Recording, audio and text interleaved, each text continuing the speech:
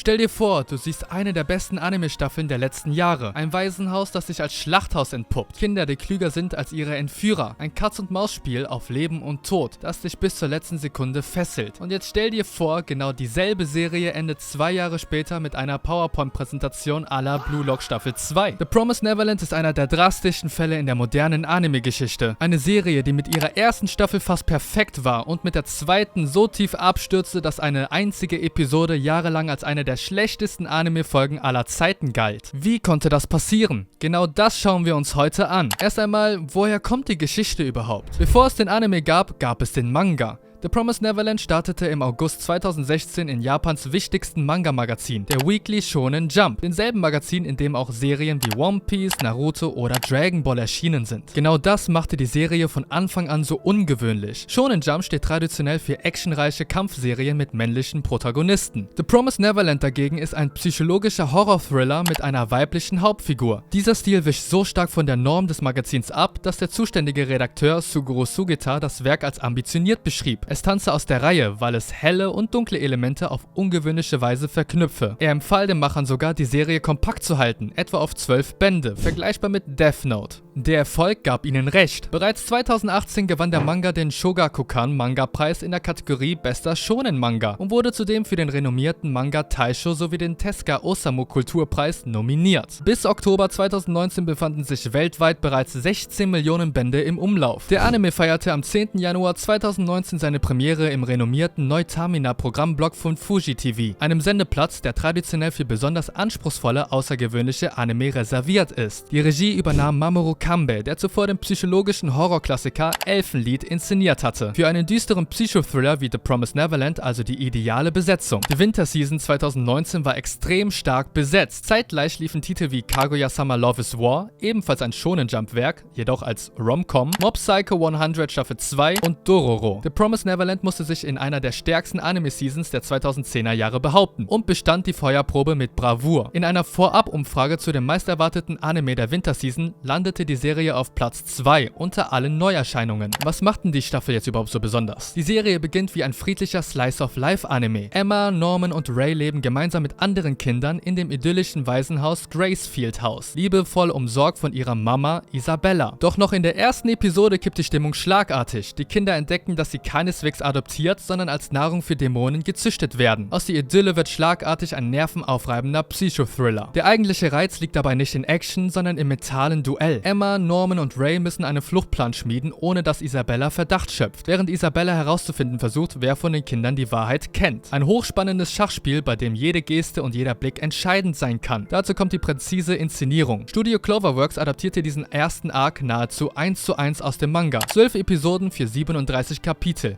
Perfekt getaktet. Die Fachwelt war begeistert. Staffel 1 hält bis heute eine perfekte Bewertung von 100% positiver Kritiken auf Rotten Tomatoes. Bei den Crunchyroll Anime Awards 2020 wurde die Serie als Best Fantasy ausgezeichnet, während Isabella den Preis als Best Antagonist erhielt. Zudem war The Promised Neverland in den Kategorien Best Protagonist und Best Girl nominiert. Das ist umso beeindruckender, da in demselben Jahrgang Demon Slayer den Großteil der Preise abräumte. Zahlreiche renommierte Medien, darunter Polygon, IGN, The Verge und Crunchyroll, wählten die Serie in ihre Liste der besten Anime der 2010er Dekade. Anime News Network platzierte sie auf Rang 5 der besten Anime des Jahres 2019. Thrillist sogar auf Rang 3. Auch international explodierte die Popularität, maßgeblich angetrieben durch Netflix, das die Serie zu einem Zeitpunkt ins Angebot aufnahm, als die Auswahl an Anime auf der Plattform noch deutlich überschaubarer war als heute. Die Erwartungshaltung vor Staffel 2 war entsprechend gewaltig. Die Premiere der zweiten Staffel verzeichnete den zweitstärksten Auftakt einer Anime-Episode in der Geschichte von MyAnimeList, übertroffen einzig vom Finale von Attack on Titan. The Promised Neverland war 2019 längst kein Geheimtipp mehr, sondern ein preisgekrönter, von Kritikern und Fans gefeierter Gigant. Und genau diese enorme Fallhöhe machte das spätere Desaster so beispiellos. Werfen wir einen Blick auf die nackten Zahlen. Staffel 1 hat 12 Episoden für 37 Kapitel. Staffel 2 hat 11 Episoden für den gesamten verbleibenden Rest der Geschichte. Dieser Rest umfasst wohlgemerkt über 140 Manga-Kapitel. Allerdings wird oft ein wichtiges Detail missverstanden. Staffel 2 hat diese 140 Kapitel keineswegs nur extrem zusammengequetscht. Offiziell adaptiert sie lediglich den Promised Forest Arc, also Kapitel 38 bis 52, und biegt danach in einen komplett eigenen Anime-originalen Handlungsstrang ab, der sich nur noch vage an einzelne Ideen der Vorlage orientiert. Im Klartext bedeutet das, es wurde nicht bloß gekürzt, sondern riesige Kernelemente der Originalgeschichte wurden einfach ersatzlos gestrichen. Zum Beispiel fehlt der Goldie Pond Arc. Unter Manga-Lesern der unangefochtene Höhepunkt der gesamten Reihe. Der Arc läuft von Kapitel 64 bis 95. Ein düsterer Ort, an dem Dämonen Menschen in einem tödlichen Jagdspiel nachstellen, angeführt vom furchteinflößenden Antagonisten Louis oder Loivis. Ich habe es nicht so mit Namen, also vergib mir, falls ich Namen falsch ausspreche. Jedenfalls wurden sie restlos gestrichen. Auch Yugo, der von den Fans geliebte Fanfavorit, auch Best Boy, fehlt ebenso wie der gesamte King of Paradise Arc. Selbst die verbleibenden Elemente wurden völlig entwertet. Im Manga liegen zwischen Normans vermeintlichen Tod und der Enthüllung seines Überlebens 44 Kapitel. Und noch einmal 44 Kapitel bis zum Wiedersehen mit Ray und Emma. Das macht 88 Kapitel voller emotionaler Reifung und Entwicklung. Im Anime abgehandelt in mickrigen 7 Episoden. Ohne diese Abschnitte verlor die Serie ihr Herzstück, das ausgeklügelte Taktieren. Die Kinder wirkten nicht mehr wie brillante Strategen, sondern wie Figuren mit irrationaler Plot-Armor. Den traurigen Höhepunkt bildete das Finale in Episode 11. Mindestens ein Drittel der Folge bestand aus einer bloßen Standbild-Dia-Show. Ganze Handlungsstränge und neue Charaktere wurden einfach als Bilderreihe eingeblendet, während ein Sprecher die Ereignisse aus dem Off zusammenfasste. Kritiker spotteten, es fühle sich an, als würde jemand einen Wikipedia-Artikel vorlesen, statt eine Geschichte zu erzählen. Beziehungsweise in dem Fall uns eine Geschichte zu zeigen, zu visualisieren. Die Wertungen fielen ins Bodenlose.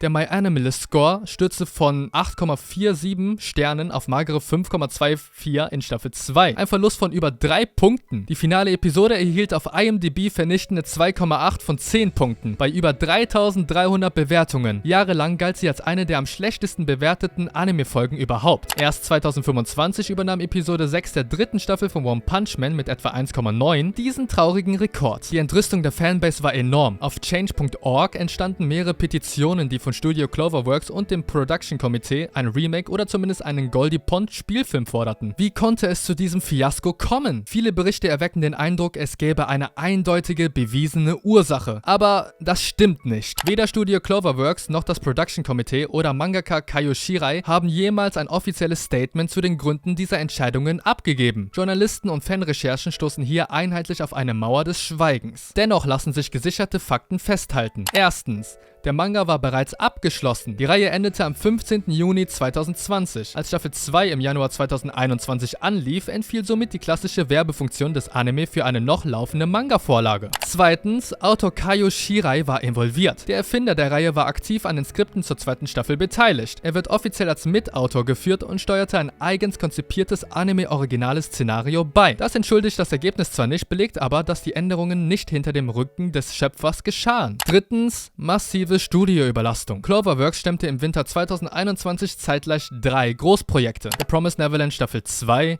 Horimiya und Wonder Egg Priority. Eine dreifache Auslastung gilt in der Branche als extremes Qualitätsrisiko. Und zu guter Letzt Krisenstimmung hinter den Kulissen. Wie akut die Lage war, zeigt ein auffälliges Detail. In Episode 10 fehlen sämtliche Credits für das Drehbuch. Es wird nicht ein einziger Autor genannt. Sogar Kaio Shirais Nennung für die Serious Composition verschwand in dieser Folge. In den letzten beiden Episoden fehlten die Writing Credits komplett. Offenbar als direkte Reaktion auf den enormen Shitstorm während der laufenden Ausstrahlung. Das Production Committee bekam also live mit, wie die Serie beim Publikum durchfiel, während die finalen Folgen noch unter Hochdruck fertiggestellt wurden. Was kann man letzten Endes dazu noch sagen? The Promised Neverland ist letztlich kein Scheitern an einer schlechten Grundidee. Es ist ein Paradebeispiel dafür, wie ein von der Kritik gefeiertes Meisterwerk unter immensem Zeitdruck, Studioüberlastung und fehlender Weitsicht kollabieren kann. Staffel 1 bleibt ein Glanzstück gelungener Manga-Adaptionen, hochgelobt von Medien, ausgezeichnet bei den Crunchyroll Anime Awards und zu Recht in den besten Listen des Jahrzehnts vertreten. Staffel 2 hingegen bleibt eine Mahnung und der Grund, warum Fans bis heute vergeblich auf eine Erklärung warten. Was ist nun meine Empfehlung an euch? Genießt die erste Staffel in vollen Zügen und greift danach ab Kapitel 38 zum Manga. Dort wartet genau die großartige Geschichte auf euch, die der Anime euch nie erzählt hat. Und das war's dann auch schon. Ich hoffe, euch hat das Video gefallen und ich konnte ein paar Einblicke hinter den Kulissen einbringen, auch wenn es nicht viele gab. Wenn ja, dann lasst auf jeden Fall schon mal ein Like und ein Abo da und man sieht sich bei den nächsten Videos wieder. Bis dahin und ciao!